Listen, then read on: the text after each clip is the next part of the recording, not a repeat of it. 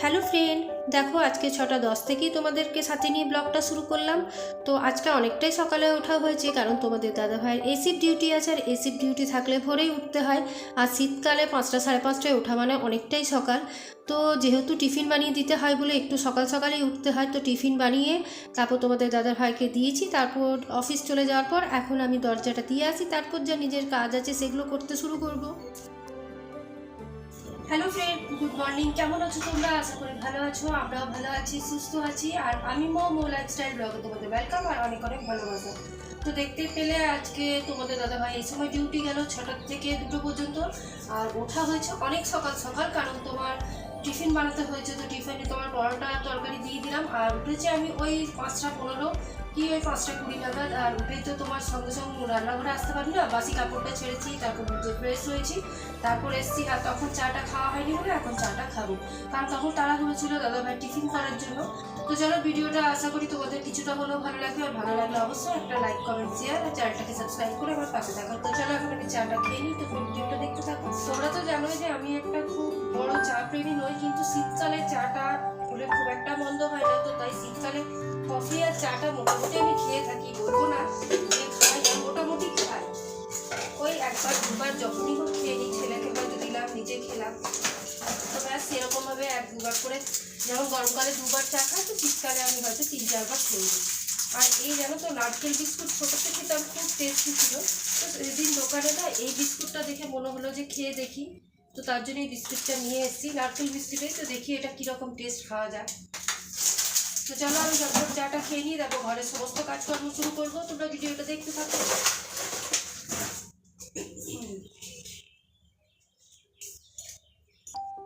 আর এখন দেখো সোজা চলে এসেছি চা খেয়ে নিজে একটু ফ্রেশ হয়ে নেব। ফ্রেশ বলতে ওই ফেস ওয়াশ করাটা বাকি ছিল, তার জন্যে। তো মুখে জল নিয়ে তারপর দেখুন ভালো করে মুখটা ওয়াশ করে নিচ্ছি। তখন আর তাড়াহুড়োর মধ্যে করা হয়নি, যেহেতু তোমাদের দাদাভাই টিফিন বানানোর ছিল। তো এখন ভালোভাবে মুখটা ফেস ওয়াশ দিয়ে এখন ধুয়ে নেব। আর তাছাড়া সারাদিনের মধ্যে এই যে সব কাজকর্ম করি, তার আগে কিন্তু ফেস ওয়াশ দিয়ে যদি আমরা না ধুয়ে থাকি, তাহলে দেখবে এই যে রান্না করতে ঢুকি, তারপর যে বাইরে 10বার উঠোনে ছাদে যাচ্ছি। আর এই শীতকালে রোদটা মনে হয় না যে গায়ে লাগছে, কিন্তু তোমার শীতকালই মানে ট্যানটা বেশি পড়ে থাকে। তো তাই আমি স্নানের আগেও একবার লাগাই, আবার তোমার স্নানের পরও সানস্ক্রিনটা আমি সবসময় ইউজ করে থাকি সকাল দিকে। আর এদিকে দেখো ছোটো ঘরটার অবস্থা ঠিক এখন এইরকম হয়ে গেছে।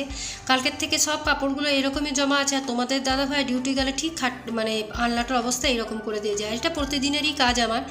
আর চলো এখন ময়শ্চারাইজারটা লাগিয়ে তারপর সানস্ক্রিনটা লাগিয়ে নিই। আর এর মধ্যেই ছোটো যা মানে আমার ছোটদি ভাই সে চলে এসেছিলো, তো সেও বলছিল চলো মাংস আনতে যাওয়া যাক। তো তাই রেডি সেডি হয়ে আবার তোমার মাংস আনতে চলে গেছিলাম। খুব দূরে নয়, সামনেই আমাদের এখানে। তো এখন একটা কুর্তি পরে নেবো, তারপর রেডি হবো, নিয়ে চলে যাবো দিদি ভাইয়ের সাথে।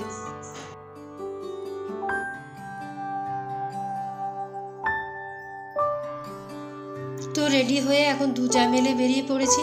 আর সকালবেলা বুঝতে পারছো এখন কিন্তু খুব একটা সময় হয়নি, ওই 7টা সাড়ে 7টা মতন বাজে।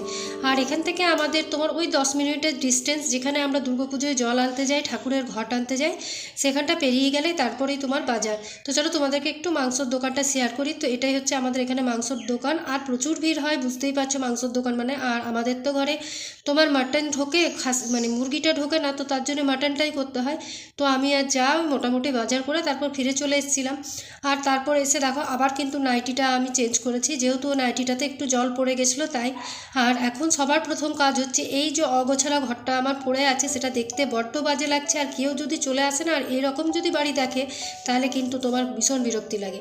আর মাঝে মাঝে দেখবে এই ছোটো দিনের বেলায় যতই তুমি তাড়াহুড়ো করে কাজ করো, কাজ করতে করতে কখন যে সময়টা পেরিয়ে যায় একদম বোঝা যায় না। ঠিক আমার সাথেও আজকে কিন্তু তাই হয়েছিল। সকালে কিন্তু মোটামুটি সময়টা কমই লেগেছিল, মানে এই দেখো 9টা মতন বাজে এখন, মানে দোকানদানি করে আস্তে আস্তে আমাদের 8:30 মতন বেজে গেছিলো। তারপর বাথরুমে এসে মানে ওই বাইরের থেকে এলে যে মানে নোংরাগুলো ধোয়া পরিষ্কার এসব, তারপর এই মাঝখানে তোমার ওয়াশিং মেশিনের মধ্যে কাপড়গুলো দিয়ে গেছিলাম, সেগুলো এসে কেচে সেগুলোকে এখন রোদে মেলছি। তো এসব করতে করতে অনেকটাই বেলা হয়ে গেছে। আর এখন ওই তোমার 9:30 মতন বাজে। তারপর রান্না বান্নার কাজ আছে। তো ছোটো দিনের বেলাতে না শীতকালে এটা একটু ভীষণ কষ্ট হয়, যে তোমার সময়টা যে কখন পেরিয়ে যায় কাজ করতে করতে একদম বোঝা যায় না। আর বাড়িতে এসে অফ ক্যামেরাতে মোটামুটি আমি অনেক কাজ করে নিয়েছিলাম, সেগুলো আর তোমাদের সাথে শেয়ার করলাম না। আর এদিকে দেখো আমার কিন্তু তরকারি যেগুলো আনা হয়েছিল সেগুলোও কাটা হয়ে গেছে। তো আজকে বিশেষ আর কিছু করব না, যেহেতু মাংসর ঝোল করব পালং শাক দিয়ে, তো তার জন্যে সেগুলো সব রেডি করে নিয়েছি। আর সিম ভাজা আর আলু দিয়ে করব মেথি শাক ভাজা। আর শাকের মধ্যে আমার কলমি শাক, মেথি শাক এগুলো কিন্তু ভীষণ প্রিয়, আমি খেতে ভীষণ ভালোবাসি। আর শীতকালে প্রায় দিনই তুমি আমার বাড়িতে এই সিম ভাজা আর তোমার এই মেথি শাক ভাজা এটা কিন্তু পাবে। আর এখন দেখো মাংসটা আমি ভালোভাবে মশলা দিয়ে আধ ঘন্টা মতন মিলিয়ে রেখে দেবো, যেহেতু এখন এগুলো ভাজাভুজি করতে করতে মাংসটা আমার আধ ঘন্টা থাকবে, তাহলে বেশ মশলাটাও ঢুকে যায়। আর খাসির মাংসতে যত তুমি কষিয়ে কষিয়ে রান্না করবে তার কিন্তু টেস্টটাই আলাদা হয়, তাই না? আর এখন চলো সিমটাকে একটু সর্ষে দিয়ে, সর্ষে ফোড়ন কখনো কখনো আমি ওই রসুন পেঁয়াজ দিয়েও করে থাকি, কিন্তু বেশিরভাগ সময় আমি রসুন মানে সর্ষে ফোড়ন দিয়েই করে থাকি, নিরামিষটাই করি। তো চলো এখন সিমটা ভাজা যাক।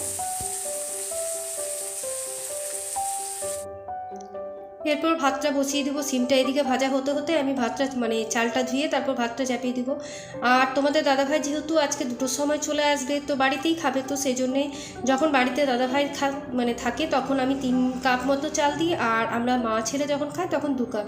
আর কখনো কখনো স্কুল থেকে ছেলে অনেকটা দেরি হয় আসতে, 3:30 বেজে যায়, তো মাঝে মাঝে আমরা দুপুরবেলায় পরোটা রুটিও খেয়ে থাকি, মানে যেদিন যেটা ওর পছন্দ হয় সেটাই করে দেওয়া হয়। আর দাদাভাই তো প্রত্যেকদিন দুপুরে বাড়িতে খায় না, টিফিনটা নিয়ে চলে যায়, যেহেতু আজকে এসির ডিউটি গেছে তো বাড়িতেই এসে খাবে, সেই জন্যে সিমটা নামিয়ে এরপর আমি দেখো মেথি শাকটা ভেজে নিচ্ছি। আর মেথি শাক আমি কিন্তু মানে আলু দিয়ে ভাজাটাই পছন্দ করি, অনেকেই সরষা দিয়ে মানে তোমার তরকারি করে থাকে, বেগুন দিয়ে ভেজে থাকে, কিন্তু আমি বেসিক্যালি আলু ভাজা দিয়েই খেতে ভালোবাসি। তো ব্যাস এটা ভাজার পর এখন মাংসটাকে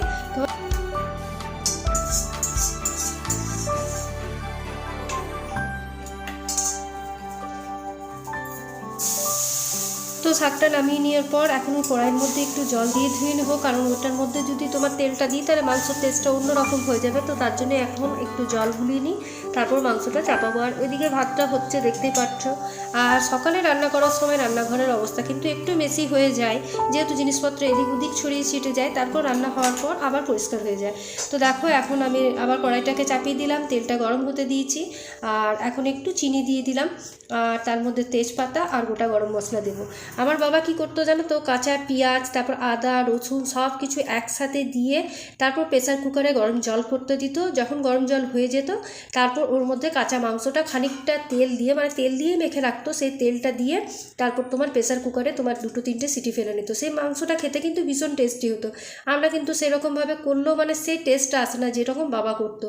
তো আমি সিম্পলভাবেই করি, দেখতে পেলে মশলা মাখিয়ে রেখে দিয়েছিলাম মাংসটা, আর ওই তেজপাতা গোটা গরম মশলা একটু চিনি দিয়ে তোমার এবারে মাংসটা দিয়ে দিলাম। এরপর ভালো করে কষিয়ে নেবো। আর খাসির মাংসই বলো মুরগির মাংসই বলো, যে কোনো জিনিস যত কষিয়ে কষিয়ে করবে, জল না ঢেলে ঢেলে যদি তেল দিয়ে একটু কষিয়ে কষিয়ে করো তার কিন্তু টেস্টটা ভালোই হয়। তো আমারও মোটামুটি যে কোনো মাংসই করি, মানে বাপের বাড়িতে গেলে মুরগির মাংস আর এখানে যখন খাসির মাংস করি মোটামুটি টেস্টিই হয়, আর খেয়ে সবাই নামই করে। তো চলো এখন মাংসটা হতে থাকুক। তো দেখো মাংসটা আমার রেডি হয়ে গেছে। নামাবার সময় তোমার খানিকক্ষণ আগে পালং শাক ধনেপাতা আর শাহি গরম মশলা দিয়েছিলাম। ব্যাস পালং শাক দিয়ে তোমরা একবার ট্রাই করে দেখো, কিন্তু খেতে ভালো লাগে। এরপর একদম সোজা চলে এলাম তোমার লাঞ্চে। এখন বাজে জানো তো সময় 3টে বাজছে দুপুর, আর দুপুর 3টের সময় খাচ্ছি। ছেলের খাওয়া হয়ে গেছে, ছেলে পড়তে বসেছে। আর দাদাভাই যেহেতু 2:10-15তে এসছে ডিউটি থেকে, তারপর স্নান করা, তারপর ঠাকুর নাম করা, যেহেতু দুর্গা মন্দির আছে, দুর্গা মন্দিরে তোমার ঠাকুর প্রণাম করা, এইসব নিয়ে তোমার 3টা বেজেই যায়। আর আমাদের বাড়িতে যতই ছেলে আছে সবাই কিন্তু ঠাকুর প্রণামের জন্য সময় দিয়েই থাকে। স্নান করে আগে ঠাকুর প্রণাম করবে, মা দুর্গার জপ করবে, তারপর তোমার যে কোনো কাজ। তো এখন দেখো খাওয়া দাওয়ার পর এখন রান্নাঘরটা আমি পরিষ্কার করে নিচ্ছি। আজকে রান্নাঘর তোমার রান্নার পর আর পরিষ্কার করিনি, যেহেতু ভাবলাম যখন দেরি হয়েছে তো ভালোভাবে পরিষ্কার করবো। তো এখন ভালোভাবে একটা স্কচ ব্রাইট দিয়ে ভালোভাবে প্রত্যেকটা জায়গাকে মুছে মুছে পরিষ্কার করে নিচ্ছি। আর এই মাংস মাছ এসব হলে একটু তেলের ছিটে মশলার ছিটে সব জায়গায় লেগে থাকে, তো সেগুলো এখন একটু ভালো করে মুছে তারপর তোমার শুতে যাব। আর বাসন কিন্তু দেখতেই পাচ্ছ ধোয়া হয়ে গেছে। তো যাই হোক, আজকের ব্লগটা তোমাদের আশা করব কিছুটা হলেও ভালো লাগবে। আর ভালো লাগলে অবশ্যই পাশে থেকো, ভালো থেকো, সুস্থ থেকো, সবাইকে সুস্থ রেখো, আর মুখে একটা সবসময় বড় স্মাইল রেখো। আজকের মতন এইটুকুই, টাটা।